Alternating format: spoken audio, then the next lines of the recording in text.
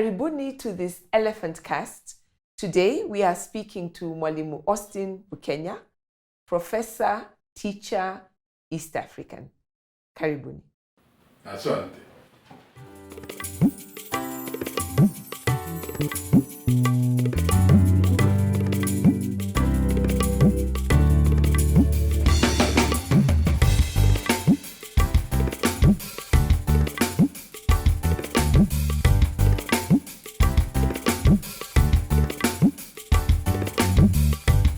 So karibu Mwalimu. So August 30th, and a full room of, I think, 50, 60 people gather to celebrate you at the Bukenya Forum. What was that like? It was absolutely overwhelming. You know, to begin with, I didn't know what it would be like when the organizers, Professor Kimani Njogo of Twaweza Communications and Dr. Joyce Nyairo of Santuri Communications motored the idea to me. I was taken aback because they said we are celebrating Bukenya as an East African. I said, yes. Well, I am an East African and I'm very proud of that because even when you talk about my biography, I was born in Uganda, grew up there and studied there for some time, but then I was also educated in Tanzania at the University of Dar es Salaam. And eventually, I worked in Kenya. My longest working spell was in Kenya, especially at Kenyatta University. You were there for 20 years. Yeah, that's right, 1978 to 1998.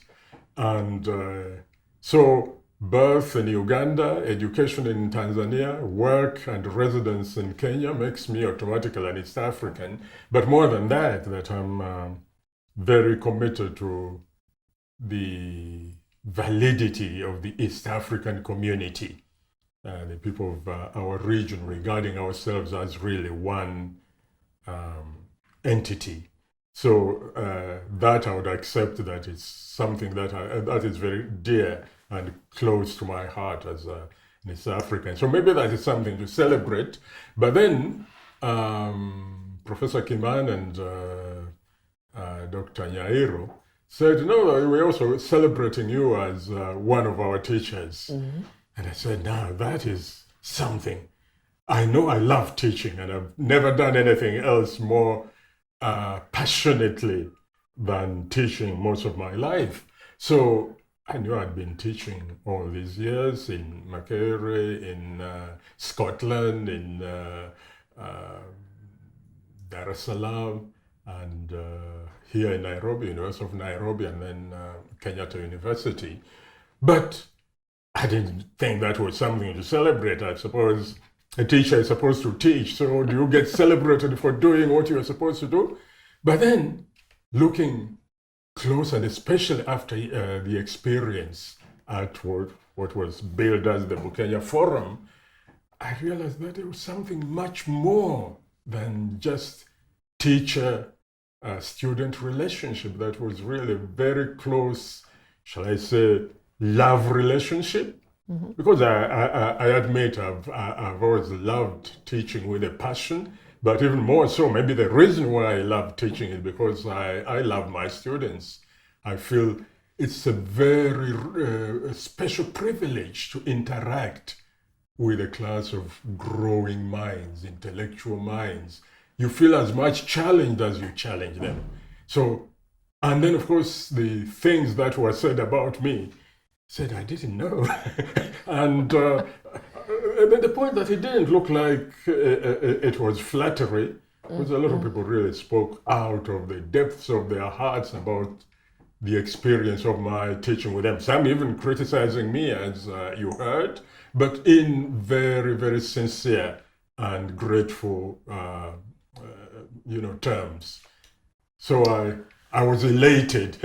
So here are some of the things that for me I took out of it, because I think I know you as my teacher, but also as a writer, as a theorist. I've based my own academic work, as you know, on your theorizing. Oh, thank but you. it was fantastic to see people from Professor Abdulaziz, who we really regard as a very senior academic to all of us, but coming to also be part of the paying, the tribute and being with the community.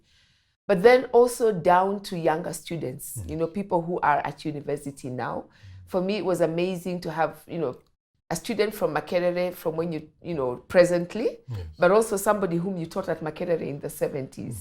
To have people who pay testament to you as a teacher, as you said, as a theorist, as a colleague, as a writer in the daily, every week they read you in the newspaper columns. So I'd like us to just explore some of those many, many threads. I love the fact that your own colleagues were calling you Mwalimu. That really struck me because I said it reminded me of peer mentorship, where I can be your colleague, but we can be teaching each other. And there was this really lovely collegial atmosphere. But let's just start with this thing that you talked about, your own journey, traveling through East Africa. We chose to say you are an East African. Many of us are aspiring to this identity of East Africa. Yes. And maybe you can just tell us a little bit about that journey. You were born in Uganda, and now you're back. You've done the full circle through East Africa. Maybe you can tell us a little bit about that. Okay, I will. But maybe before I forget, you mentioned Professor Mohamed Abdulaziz attending the Bukenya Forum. Yes. Now, that was something very special because among all the people who are there, he's the one who can genuinely claim without any reservation that he was my teacher. So it's rare that your teacher really celebrates you as his student. Professor Abdulaziz taught me between 1967 and 1968 at the University of Dar es Salaam, or as it was called then, the University College Dar es Salaam, which was a college of the University of East Africa. And he taught me linguistics. Now, and of course, we've been friends ever since.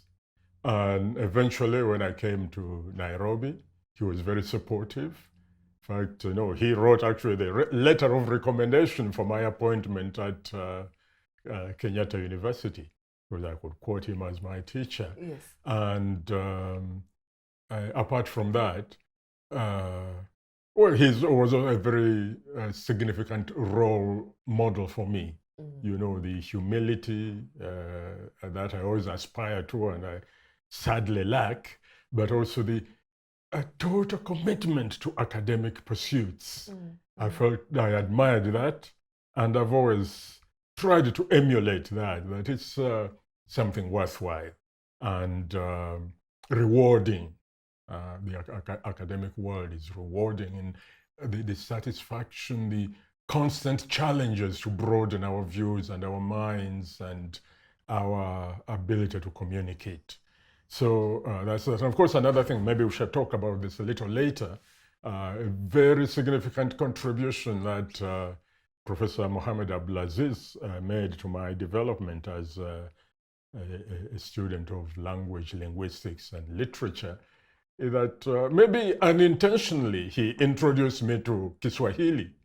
Because, of course, he's a native Mswahili himself, but he had done his graduate studies at the School of Orient and African Studies, where I was to visit later and spend some time. But and he had worked on the poetry, or 19th century poetry, 18th century poetry, Kiswahili poetry, especially the poetry of Muyaka. Yes. Yeah.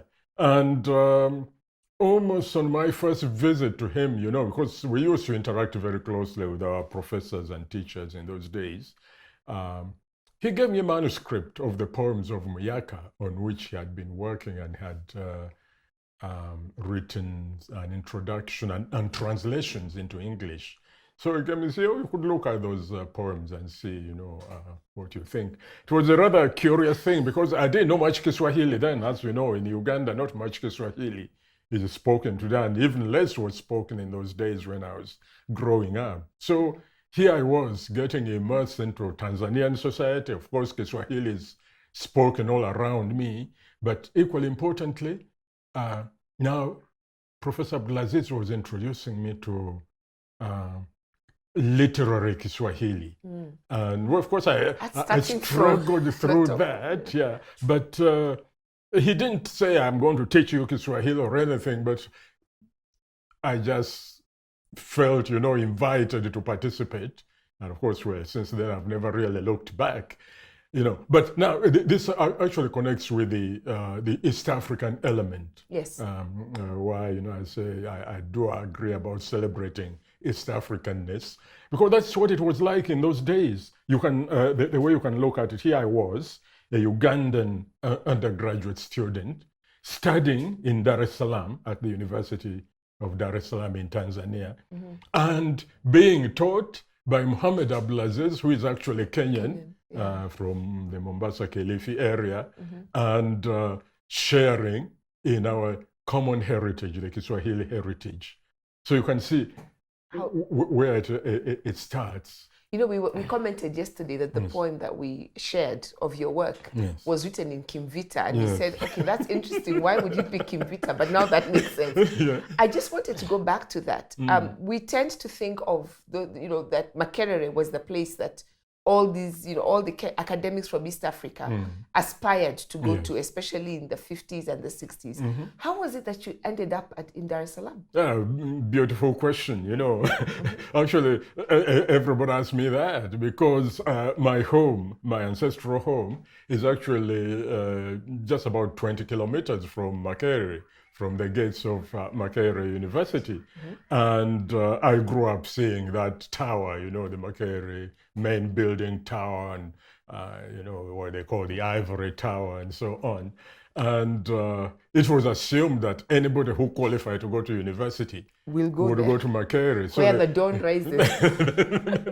That's right, the place of the rising dawn. But as it happens, and of course, in fact, a lot of people assume that this is what I'd done, because in those days, in the mid-60s, when I went to university, the other colleges of, in Nairobi and Dar es Salaam were upgraded to university college level. Each country had a university college, which the three of them formed the University of East Africa. Makerere for Uganda, the University of Nairobi, which had been the Royal Technical College, became the University College Nairobi, and the University College Dar es Salaam. So the three formed the University of East Africa. We all, whether you went to Makerere, whether you went to Dar es Salaam or to Nairobi, you graduated with a degree of the University of East Africa up until to 1970, I think. So that's how it was. But then there was an element of specialization, that if you wanted to study agriculture and medicine, for example, the place to go was Makerere. If you were to study law, particularly, the place to go was Dar es Salaam. And if you wanted to study engineering and veterinary medicine, the place to go was Nairobi. So when I went to Dar es Salaam, a lot of people, and of course I loved the language, and then I loved debating. So people assumed that I'd gone to read law. Yes. But I hadn't. What happened that, the University College Dar es Salaam started the linguistics and language courses a little earlier than the other two colleges, Makerere so that's how I happened, because my mind was always set on the study of language. And because they had the linguistics department there, and I also wanted to study French. Je parle aussi français. Oui. Oui. Et vous parlez très bien. So I went there, especially for linguistics and the French course, and that's how I ended up there. But of course, I think now, come back to think of it, I think there was an element of adventure too. I hadn't been out of Uganda, and I was 21 when I went to university. So I said, why not? Let me venture out. And I did, and then I never stopped the journey, as you know. I told of that story when I missed my plane at the University of Nairobi. At the, what was called the Nairobi airport now, at Embakasi then, which is now, of course, developed into JKIA. And I spent my first night in Nairobi, very cold in mid-July. Welcome to Nairobi. Welcome to Nairobi. I didn't know it was going to be my city for a very long time then, but then that's what was it. And but like I said, why the East African thing sank in so strongly is that it was real. The East African community, it is then called, the East African Commission, whatever it was to evolve, but it was real that there were no discernible borders between, for example, Kenya and Uganda and Tanzania.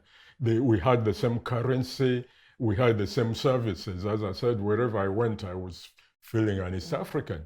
I flew on an East African Airways. You could use the railway. Plane, you could go by the railway, or even the steamers on Lake Victoria and so on, So it was real.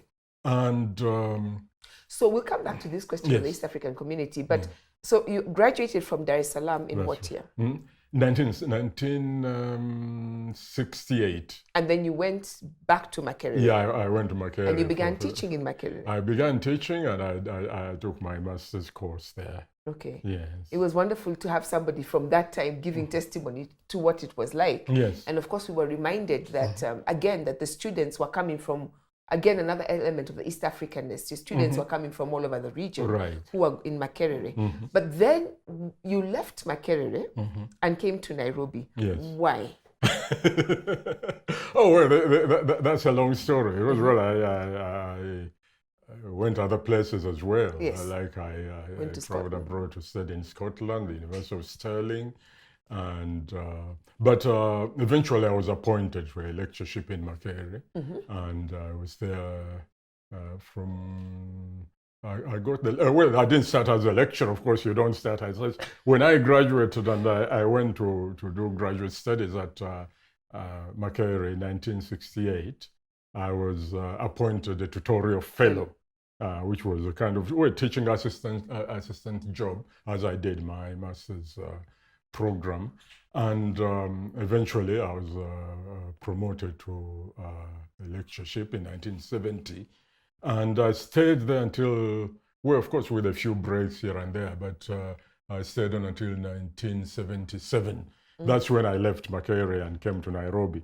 Actually, I didn't just leave, I fled, because those were the days of Idi Amin, as you remember. Yes. And well, it wasn't very friendly to academics or to intellectuals generally. But for us, because I was also involved in performing arts, and we performed some plays and things with my theater colleagues at the, what they call the Africa Festival of African Arts and Culture, which were interpreted as anti-dictatorship or anti-Amin. So many of us, when we got back there, we were marked people. Yeah. And in fact, our director was actually a kind of distant relative of mine, the director of the Uganda National Theatre, Byron Kawadwa, was actually eliminated, which means being killed. In fact, he was kidnapped from the National Theatre, abandoned into the boot of a car, and his body was found something like a few days later, burnt and almost beyond recognition and so on. And then this is when we knew, and of course people who cared tipped us off that we were all marked people. Yeah. And we began to make ourselves scarce. Of course, for me, Nairobi was an obvious choice for again, the East African thing, that we had friends and acquaintances all across the region because of that East African thing. For me, for example, the people in literature, the Department of Literature in Nairobi, Ngugi wa Thiong'o, Michere Mugo, and so many others. Leonard Kibera at Kenyatta University, they were acquaintances of mine. Of course, Ngugi, with his Makerere connection, just as was Michere Mugo. And Leonard Kibera hadn't been, had studied at the University of Nairobi, but we knew him because we used to have university journals, literary journals. In Makerere, we had the famous pen point that Ngugi keeps mentioning. And in Nairobi, we had Nexus, and in Dar es Salaam, we had Darlight. Eventually, they changed the names. Nexus in Nairobi became Busara, and Darlight, which I started with my colleagues, William Kamera and Peter Songa in Nairobi, became Uma. Oh. And and which were the other one? Pen Point eventually became Dana, which is its current name. But we were editing those papers. In my time, I was editor of the Dar es Salaam paper, and so I would have liaised with people like Leonard Kibera. So I came, and it was natural to go to the University of Nairobi. I went in, I didn't have a job there for some time, but that's how it started. I didn't come directly to University of Nairobi. I came to Nairobi just to seek refuge from the pursuing spirits of Idi Amin. And I was around for some time. Of course, I used the University of Nairobi as my base, but I had to take a job, because I had a family, a young family of wife and 2 kids. And I had to when I got them over, I had to get a job. That's when I went and started teaching at the school in Machakos. Yeah, that's the Machakos Girls High School, of which I'm very proud. Yes. Yeah. And which is where you acquired the title Mwalimu. Yes. Now that is interesting. Yes, because in Uganda, we don't call our teachers Mwalimu. As I told you, we don't use Swahili very much. The term Mwalimu is restricted to teachers of religion, the madrasa teachers, Islamic teachers of religion. When you say huyu ni mwalimu, they know you are a Muslim and you are a teacher in a madrasa. Okay. So, but of course, in Kenya and in Tanzania, Mwalimu is the name for the teacher. And in Tanzania, the name was glorified, of course, because of Mwalimu Julius Nyerere, when you say Mwalimu alisema, Mwalimu kasema, Mwalimu alituambia. And that is the other association that had acquired in Dar es Salaam. So when people started calling me Mwalimu at Machakos Girls School, I felt really honored by that. But now I look, and of course the name was stuck. Curiously, when eventually I went back to Makera and I was teaching Kiswahili, maybe we shall talk about that briefly. Yes. They started calling me Mwalimu again, because I told them that's what I was. So now everybody calls me Mwalimu Bukenya. That's the name that I love best to be called by.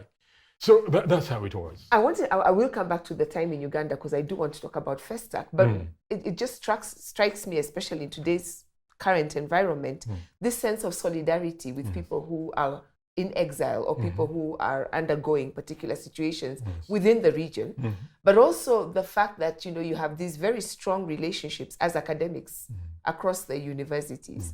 And I mean, we do know that when you came, you were at Machakos, but only for a very short time, relatively, of your teaching career in Kenya.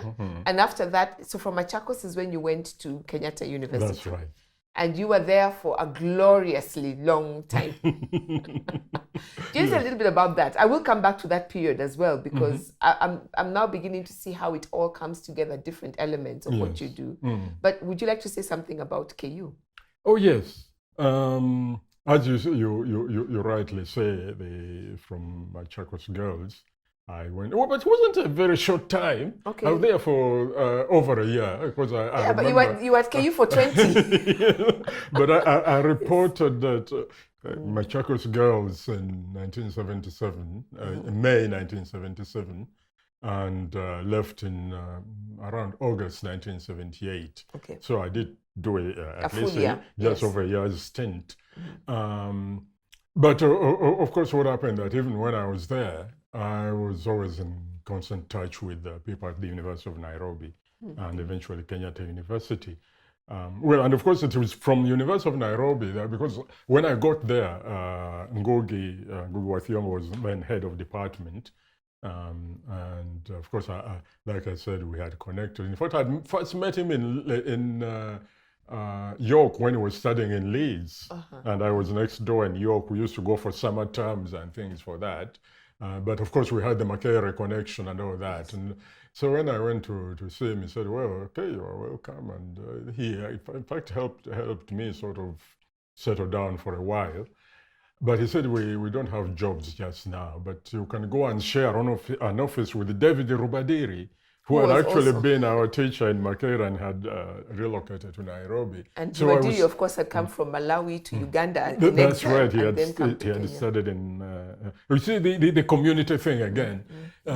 So I was at Nairobi. I came in was it February or March 1977, until May when I got the job in Machakos.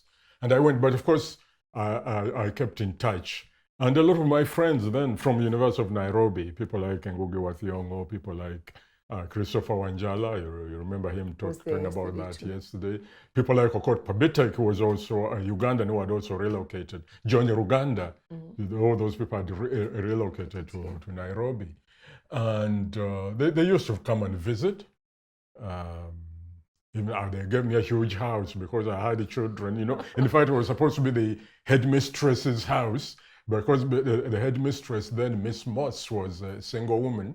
She didn't have a family, so she said, "You have that house, I can live in a smaller house. The smaller place." So we had a huge, very old wooden house. That school is very old. It was built in 1915. We celebrated its centenary in 2015. And I was invited actually as an honored guest. I was very touched. But but I mean, these people we used to come, and I would come to Nairobi quite a lot. Then, of course, the person who made a very spirited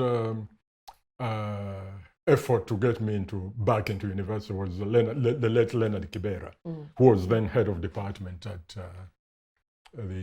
Kenyatta University. College as it was. Yeah, University College it was, and he was head of literature there. And he knew he wanted good teachers, and of course he knew. In those days, everybody knew everybody else and what they are capable of doing. So he wanted a good teacher of literary theory and stylistics, which with my linguistics background were the sort of orientation I was in. And he encouraged me to apply. And that's when, I started applying, and we were following up. And of course, what happened was that actually one of my former teachers in Dar es Salaam, Dr. Robert Green, was actually leaving Kenyatta University, and he had been the person taking care of those courses. So it's as if I inherited my teacher's post at Kenyatta University. Okay. That's how I ended up at Kenyatta University in 1978. But then the rest, that they say, is where my academic career was mostly made. That for the next 20 years, I was to stay put and get involved in all the activities, teaching mostly as criticism, literary theory, stylistics, and of course getting involved in the theater activities. We had Schools Drama Festival. Yes, I mean, we all, there's a generation of us who knew you from there. That's it. Then you retired in 1998, but not really. You retired from Kenyatta. And then where did you go? Well, actually, it wasn't so much because I'd been working, all the time. We were working on contracts. Yes. At Kenyatta, the 20 years I was there, we were getting 2-year contracts, I think they were. Originally, because what had happened, when we were, before 1977, any East African could get what they call, what the Americans call it tenure, but what we call permanent and pensionable appointments. You could get a permanent and pensionable appointment at any of the East African universities, as long as you were East African community. But as hard luck would have it, 1977, the year I came into Kenya, was when the old East African community collapsed. And that arrangement, also collapsed. So you could only work on contract, and that's what happened. I didn't renew my contract in 1998 when it was expiring because, as what had happened, Uganda had changed considerably then. Idi Amin had been chased out in 1979. And then they had a period of hullabaloo there, including Museveni's Bush War, which eventually brought in the current 30-something-year-old regime, the National Resistance Movement. And we were excited about that because we believed, and some of us have not given up the belief altogether, that it brought in a change, a change in the regime, and we felt we could make a contribution. We people who had been in exile, that we could go home and contribute to the rebuilding of the country. Well, for me, there were even closer personal reasons, because Yoweri Museveni had been my contemporary in Dar es Salaam. I was 2 years ahead of him. Okay. And I knew him, Yes. at least from that background. And I knew he was a brilliant man. And so we said, yeah, at least now we were getting some enlightened leadership here. Let's go and make a contribution. Some of us were rather rash, I think, because we rushed back without even thinking of what we were going to do or how we were going to contribute. For me, I was lucky because when I got back to Makerere, I could be reabsorbed, but I didn't work it out first. You know, I was just You went first and going then and then getting there. Well, they gave me a kind of transition appointment, which Ngugi also had held when, you know, he first went into exile in some time back, which is called creative fellow, senior fellow in creative writing. So it worked both ways. People came here from Uganda to Kenya, and Kenyans also went. Precisely. This is where I say the reality of that brotherhood, of that oneness. And it hasn't faded. It is continuing. Yeah. So things may not be going as well as we expected in Uganda just now, but that's how it was at that time, and this is why I went back to Makerere. And you went back to the Department of Literature. It had been English. And of course, that is the famous, that is where when Ngugi and Michere Mugo and Johnny Ruganda, all the big names, the big names we think of when they were studying there. It had been one of the oldest departments in the university, because in the earlier days, before the establishment of what they call A-levels, or sixth form and so on, everybody who went to Makerere had to go through an English course, orientation course, just to improve their communication skills, which I wish could be done again. You know? But so it sort of service everybody. This is why you find that people like Mwalimu Julius Nyerere, Rais Mustafa Ben Mkapa, Sheikh Al-Hassan Mwinyi, that they were all graduates, and of course Mustafa, Mwai Kibaki and the others, they all had to go through that English department before they embarked on their different courses. Okay. So, but eventually in the 1970s, exactly 1970, that is when it was changing from Department of English to Department of Literature. So what I went back towards Department of Literature, yes. Okay, I did not know that Makerere then followed the lead of University of Nairobi, where that huge debate was had. But you ended up spending, well, at least now you're mostly associated with Kiswahili at Makerere. How did that happen? Okay, yeah, that's another rather curious story, because basically I was trained in linguistics and language. And of course, my language of specialization, as I told you, was actually French. Yes. And I studied, French in Dar es Salaam and then in Madagascar. And I was supposed to be, that should have been my specialist language. But as it happened, because we did what we call LLL, language, literature, and education, I was more of a literature major, in the final analysis, so that I was a literature teacher, literature in English teacher.